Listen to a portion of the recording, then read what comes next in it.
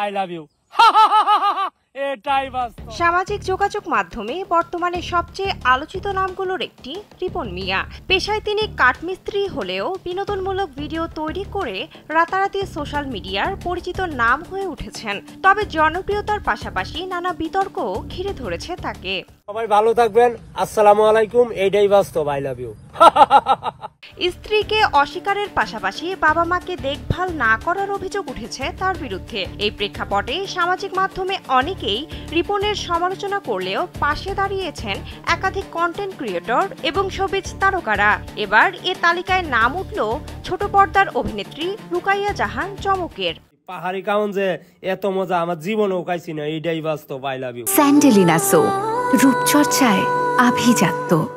বুধবার নিজের ফেসবুকে এ প্রসঙ্গে চমক লিখেছেন, স্বার্থে আঘাত লাগলে নিজের বাবা মাও তার সন্তানকে টেনে নামাতে পারে।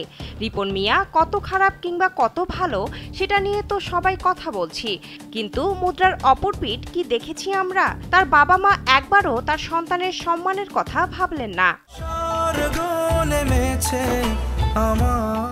বাবা মার ভূমিকা নিয়ে চমক বলেন, নিজের বাবা মা নিজের ছেলের সামান্য উন্নতিতে খুশি হতে পারছেন না, তাহলে কিভাবে আশা করি আমাদের সমাজ, আশেপাশের মানুষ আমাদের সফলতায় বা অর্জনে আনন্দে আটখানা হয়ে যাবে। এরপর সমাজের কাছে প্রশ্ন রাখেন চমক, লেখেন, অনেকেই আছেন যারা সামান্য টাকার জন্য মানুষের ব্যক্তিগত বিষয়ে নাক গলায়। তাদের এই সমাজ কি নজরে দেখেন? সবশেষ অভিনেত্রী লিখেন, প্রকৃতি আমাদের বরাবরই চোখে আঙ্গুল দিয়ে দেখিয়ে দেয় আমরা কতটা হিংস্র, কতটা ইনসিকিউর, কতটা অসহায়। যাই হোক, সব কথার শেষ কথা, সব দোষ রিপন মিয়ার।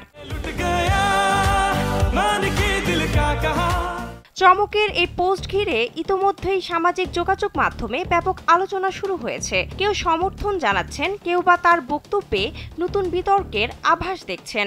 বলতো পৃথিবীতে কোন পুরুষকে ভালোবাসি বলে সবচেয়ে কঠিন? বিনোদন ডেস্ক, কালবেলা।